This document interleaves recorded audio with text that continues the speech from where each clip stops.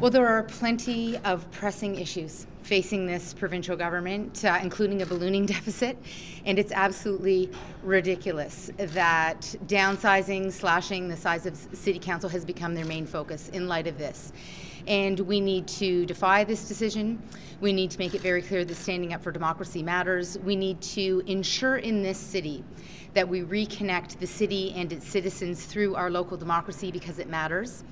And we also need to continue to fight to establish the overreach of the province into our into our municipal government, precisely because local democracy matters in the city. Now, the challenge here, of course, is that we got to this place in the first place. We should not be standing here today, but we are standing here today because our mayor, when he was approached by the premier, did not stand up and say, sorry, no way, this isn't acceptable. He waited to see what the response was, and then he took his time to respond, and we need a strong mayor.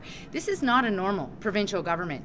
It's simply not. And as a result, a status quo approach is not going to be effective. We need to have strong local democracy in the city. That's what the residents of this city expect, and a strong mayor is required to deliver that. Do you genuinely believe that if you or the mayor had said, no, sorry, that's not the way it's going to be, that Premier Ford would have backed down from what he's doing now?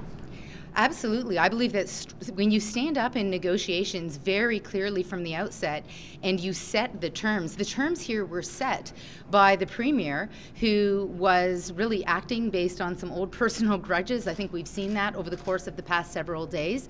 And a strong mayor would have been absolutely clear and certain that no way, these are not the terms under which we're going to proceed. That's not what happened here. And it's very disappointing that that's not what happened, and as a result, we've seen weeks of chaos. And I also just want to say to every one of the candidates who has registered in this election, I'm so sorry that John Tory has let you down. This reduction in the size of City Council has happened on his watch. He has allowed this to unfold. It's incredibly disappointing, and again, it's a ridiculous move by a province that has other priorities. Now, the good news is that there's things that we can do as a municipality. We can strengthen our local democracy through stronger community councils. We can also strengthen our democracy through participatory budgeting. And we can build stronger communities that are safer. We can build transit faster. We can ensure that we are delivering on the absolutely desperate need for a significant amount of affordable housing in the city. We can do those things working together as a city. You mentioned this was a negotiation, but it didn't seem like there was much negotiating. The Premier had an idea, he pushed it through. He was willing to invoke the notwithstanding clause to make this happen. Do you fear this is just the first of many things that this government could do to a municipal government? And does this municipal government have any power, regardless of who leads it?